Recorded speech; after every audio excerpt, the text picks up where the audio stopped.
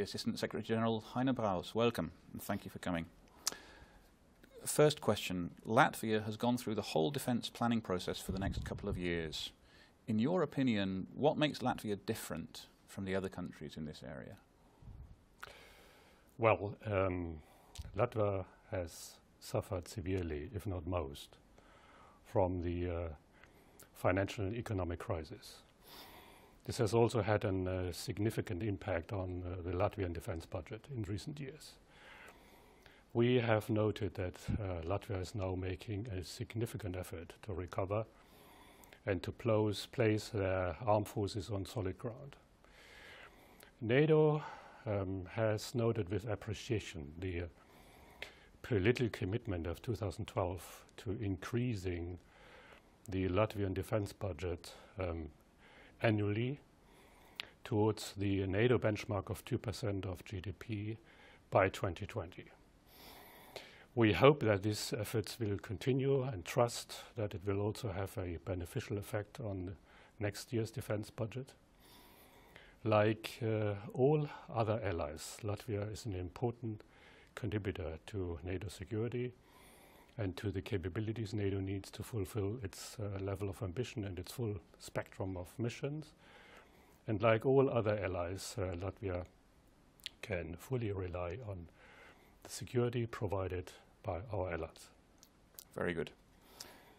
The alliance is holding a bilateral consultation process with each of the allies. What do you see as the biggest added value of these consultations, and what should be done once the process is finished? Yeah, we are currently visiting every capital for consultation, bilateral consultations with every ally on their national defense plans and resources. In June this year, NATO defense ministers agreed 28 capability target packages that were apportioned to each and every ally.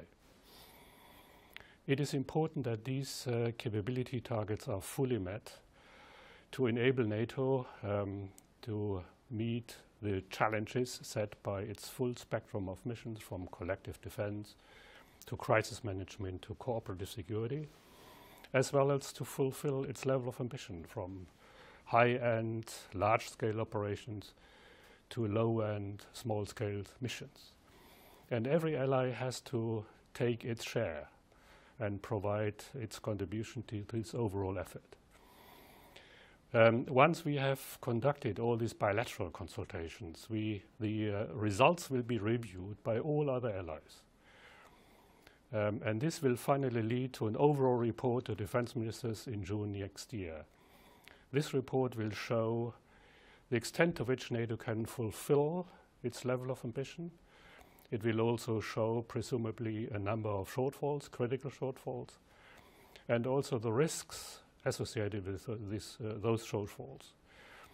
I can very well imagine that this will then prompt another political debate by defense ministers in June next year about how to maintain and develop capabilities and how to remedy existing shortfalls.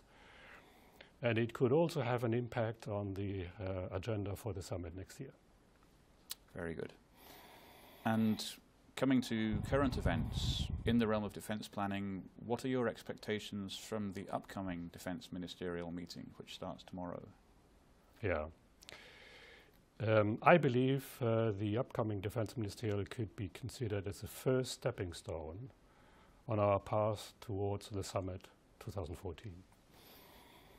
And as a consequence, ministers will wish to address defense-related topics which could become important for the summit agenda next year. I think they will wish to assess progress achieved in our planning for the follow-on mission in Afghanistan.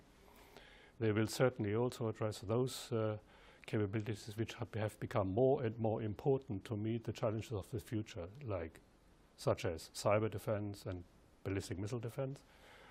And they will also attach great importance to the Connected Forces Initiative, which seeks to maintain the level of interoperability achieved by allies and with partners during the last 10 or so years in our operations.